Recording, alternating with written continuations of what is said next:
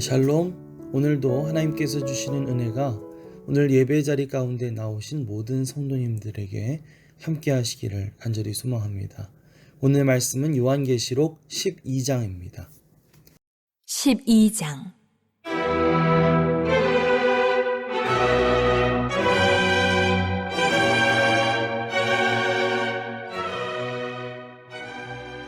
하늘에 큰 이적이 보이니 해를 옷 입은 한 여자가 있는데 그 발 아래에는 달이 있고 그 머리에는 12별의 관을 썼더라. 이 여자가 아이를 베어 해산하게 되매 아파서 애를 쓰며 부르짖더라. 하늘에 또 다른 이적이 보이니 보라, 한 큰 붉은 용이 있어 머리가 7이요 뿔이 10이라. 그 여러 머리에 7 왕관이 있는데 그 꼬리가 하늘의 별 3분의 1을 끌어다가 땅에 던지더라. 용이 해산하려는 여자 앞에서 그가 해산하면 그 아이를 삼키고자 하더니 여자가 아들을 낳으니 이는 장차 철장으로 만국을 다스릴 남자라. 그 아이를 하나님 앞과 그 보좌 앞으로 올려가더라. 그 여자가 광야로 도망하며 거기서 1260일 동안 그를 양육하기 위하여 하나님께서 예비하신 곳이 있더라. 하늘에 전쟁이 있으니 미가엘과 그의 사자들이 용과 더불어 싸울세. 용과 그의 사자들도 싸우나 이기지 못하여 다시 하늘에서 그들이 있을 곳을 얻지 못한지라. 큰 용이 내쫓기니 예뱀 곧 마귀라고도 하고 사탄이라고도 하며 온 천하를 꿰는 자라. 그가 땅으로 내쫓기니 그의 사자들도 그와 함께 내쫓기니라. 내가 또 들으니 하늘에 큰 음성이 있어 이르되 이제 우리 하나님의 구원과 능력과 나라와 또 그의 그리스도의 권세가 나타났으니 우리 형제들을 참소하던 자 곧 우리 하나님 앞에서 밤낮 참소하던 자가 쫓겨났고 또 우리 형제들이 어린 양의 피와 자기들이 증언하는 말씀으로써 그를 이겼으니 그들은 죽기까지 자기들의 생명을 아끼지 아니하였도다. 그러므로 하늘과 그 가운데 거하는 자들은 즐거워하라. 그러나 땅과 바다는 화 있을진저 이는 마귀가 자기의 때가 얼마 남지 않은 줄을 알므로 크게 분내어 너희에게 내려갔음이라 하더라. 용이 자기가 땅으로 내쫓긴 것을 보고 남자를 낳은 여자를 박해하는지라. 그 여자가 큰 독수리의 2 날개를 받아 광야 자기 곳으로 날아가 거기서 그 뱀의 낯을 피하여 한 떼와 2 떼와 반 떼를 양육받으매 여자의 뒤에서 뱀이 그 입으로 물을 강같이 토하여 여자를 물에 떠내려가게 하려 하되 땅이 여자를 도와 그 입을 벌려 용의 입에서 토한 강물을 삼키니 용이 여자에게 분노하여 돌아가서 그 여자의 남은 자손 곧 하나님의 계명을 지키며 예수의 증거를 가진 자들과 더불어 싸우려고 바다 모래 위에 서 있더라.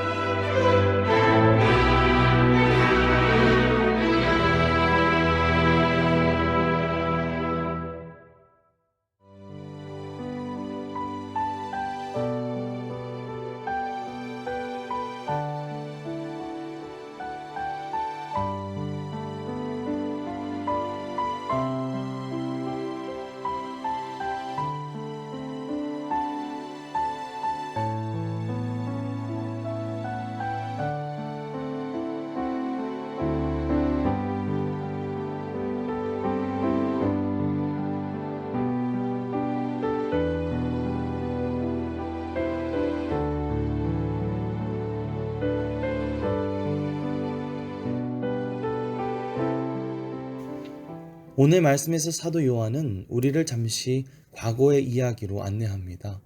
요한은 환상을 통해 한 여자를 보게 되는데요. 1절 말씀을 함께 읽겠습니다. 하늘에 큰 이적이 보이니 해를 옷 입은 한 여자가 있는데 그 발 아래에는 달이 있고 그 머리에는 12별의 관을 썼더라. 그 여자는 해를 옷 입고 달 위에 서 있었으며 그 머리에는 12별의 관을 쓰고 있었다고 말합니다. 창세기 37장 말씀을 보시면 요셉이 꿈에서 해와 달과 11개의 별들이 자신에게 절을 하는 것을 보게 되는데요. 오늘 말씀은 바로 이 요셉의 꿈을 떠올리게 하죠. 바로 이 여인은 이스라엘 민족을 상징하고 그녀가 쓴 관의 12개의 별들은 이스라엘의 12지파를 상징하는 것임을 알 수가 있습니다. 또 3절 말씀을 보면 요한은 환상 가운데 큰 용을 보게 됩니다. 하늘에 또 다른 이적이 보이니 보라, 한 큰 붉은 용이 있어 머리가 7이요 뿔이 10이라. 그 여러 머리에 7 왕관이 있는데 이 용은 붉은색을 띠고 있고 머리가 7개, 10개의 뿔을 가지고 있었고 7개의 왕관을 쓰고 있었습니다. 자, 이 용이 어떤 존재인지는 9절 말씀에 나와 있습니다. 9절 상반절 말씀입니다. 큰 용이 내쫓기니 옛 뱀, 곧 마귀라고도 하고 사탄이라고도 하며 온 천하를 꿰는 자라. 자, 이 용은 사탄을 상징하는 동물이라는 것을 알 수가 있죠. 이 용은 매우 강력한 힘을 가진 존재로서 그 위에 있는 뿔은 권능을 나타내는 것이었습니다. 그 뒤쪽에 요한계시록 17장 말씀을 보시면 거기에서도 이 7개의 머리와 10개의 뿔을 가진 자주색의 짐승에 대해 언급하고 있는데요. 거기에서는 이 7개의 머리가 곧 7 왕을 의미한다고 말하고 있습니다. 다시 말하면 이 7개의 머리는 용, 즉 사탄에 의해서 조종되는 7개의 정치 권력들을 의미한다고 볼 수가 있겠습니다. 사탄은 이렇게 여러 권력자들을 통해서 자신의 존재를 드러내면서 하나님께 대항하고 반란을 꾀하고 있었던 것이죠. 실제로 우리는 이스라엘과 또 교회의 역사를 통해 사탄이 하나님의 일을 막기 위해 세상의 여러 권력들을 자주 이용했던 것을 알 수가 있습니다. 4절에서 5절입니다. 그 꼬리가 하늘의 별 3분의 1을 끌어다가 땅에 던지더라. 용이 해산하려는 여자 앞에서 그가 해산하면 그 아이를 삼키고자 하더니 여자가 아들을 낳으니 이는 장차 철장으로 만국을 다스릴 남자라. 그 아이를 하나님 앞과 그 보좌 앞으로 올려가더라. 그 용의 꼬리가 하늘에 뻗어 있었고 별들의 3분의 1을 끌어다가 땅에 던졌다는 이야기가 나오죠. 이것에 대해서 어떤 성경학자들은 이 3분의 1의 별들이 곧 천사들을 의미한다고 봅니다. 다시 말하면 사탄은 혼자서 하나님을 대적한 것이 아니라 사탄과 함께 하나님을 배신하고 대적했던 여러 천사들이 있었다는 것이죠. 그들은 악한 영들이 되어 하나님을 대적하고 사람들을 미혹하게 됩니다. 특히 이 악한 영의 세력들은 어떤 목적을 가지고 있었는데 앞서 1절에 나온 이 여자가 해산하는 아이를 노리고 있었습니다. 자, 그렇다면 이 여자가 낳을 아이는 누구를 상징하는 것일까요? 요한은 그 아이가 장차 철장으로 만국을 다스릴 분이 될 것이라는 사실을 알려주고 있는데 우리는 이 아이가 바로 이스라엘 민족 가운데 태어나게 될 예수 그리스도를 상징하고 있다는 것을 알 수가 있습니다. 사탄은 끊임없이 이 아이, 즉 예수 그리스도를 죽이려고 하였습니다. 예수님이 태어나셨을 때 헤롯 왕을 이용해서 예수님을 죽이려 했었고 또 나중에는 로마 총독 빌라도를 이용해서 예수님을 십자가에 못 박혀 죽게 하였습니다. 그러나 결국 예수님은 죽음에서 다시 살아나셨으므로 사탄의 계략은 다시금 실패로 돌아가게 되었던 것이죠. 그래서 5절 말씀에서는 그 아이가 하나님 앞과 보좌 앞으로 올려가더라 라고 말하고 있습니다. 사도신경에서 우리가 고백하는 것처럼 예수 그리스도께서는 죽은 자 가운데서 다시 살아나시고 하늘에 오르사 전능하신 하나님 우편 보좌에 앉아 계시는 줄 믿습니다. 7절에서 9절입니다. 하늘에 전쟁이 있으니 미가엘과 그의 사자들이 용과 더불어 싸울세 용과 그의 사자들도 싸우나 이기지 못하여 다시 하늘에서 그들이 있을 곳을 얻지 못한지라. 큰 용이 내쫓기니 옛 뱀 곧 마귀라고도 하고 사탄이라고도 하며 온 천하를 꿰는 자라. 그가 땅으로 내쫓기니 그의 사자들도 그와 함께 내쫓기니라. 요한은 하늘에서 일어난 큰 전쟁을 보게 됩니다.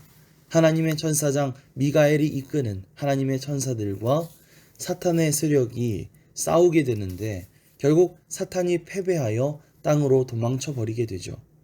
그래서 이 땅 가운데에는 사탄과 또 그의 세력들로 인하여 여러 죄악들과 환난과 어려움이 만연하게 되었다는 것입니다. 10절 말씀을 보시면 사탄은 형제들을 참소하는 자, 즉 고소하는 자로 묘사되고 있습니다. 그래서 사탄이 하나님 앞에 밤낮으로 형제들을 비난하고 괴롭히고 그렇게 한다 하더라도 우리는 그 가운데서도 결코 소망을 잃어서는 안 될 줄 믿습니다. 사탄이 하늘에서 쫓겨났듯이 땅에서도 쫓겨나게 될 날이 오게 될 것이기 때문입니다. 10절에서 11절입니다. 내가 또 들으니 하늘에 큰 음성이 있어 이르되 이제 우리 하나님의 구원과 능력과 나라와 또 그의 그리스도의 권세가 나타났으니 우리 형제들을 참수하던 자 곧 우리 하나님 앞에서 밤낮 참수하던 자가 쫓겨났고 또 우리 형제들이 어린 양의 피와 자기들이 증언하는 말씀으로써 그를 이겼으니 그들은 죽기까지 자기들의 생명을 아끼지 아니하였도다. 11절의 고백처럼 우리는 어린 양이신 예수 그리스도의 피를 힘입어 승리하게 되는 줄 믿습니다. 사탄은 끊임없이 우리를 하나님 앞에서 고소할 것입니다. 그러나 우리가 어린 양 예수 그리스도의 피로 구원받은 한 이 모든 사탄의 고소는 참소는 무용지물이 됩니다. 우리의 모든 죄악이 예수 그리스도의 피로 인해 용서받았기 때문인 줄 믿습니다. 이처럼 예수님 안에는 완전한 용서와 사함과 승리가 있습니다. 이 사실을 기억하시면서 우리가 주님 안에서 더욱 담대해지고 또 기뻐할 수 있는 저와 여러분들이 되시기를 간절히 소망합니다. 그렇게 용 혹은 뱀으로 상징되고 있었던 사탄은 하늘에서 쫓겨난 뒤에 이제는 땅에서 처음에 등장했던 그 여자를 공격하기 시작합니다. 이 여자는 아까 이스라엘 민족을 상징하는 것이라 말씀드렸지만 한편으로는 이 교회를 상징하는 것이기도 합니다. 사탄은 이제 여러 가지로 교회를 박해하기 시작했던 것이죠. 15절에서 17절입니다. 여자의 뒤에서 뱀이 그 입으로 물을 강같이 토하여 여자를 물에 떠 내려가게 하려 하되 땅이 여자를 도와 그 입을 벌려 용의 입에서 토한 강물을 삼키니 용이 그 여자에게 분노하여 돌아가서 그 여자의 남은 자손 곧 하나님의 계명을 지키며 예수의 증거를 가진 자들과 더불어 싸우려고 바다 모래 위에 서 있더라. 그러나 우리가 여기에서 주목해야 할 사실은요.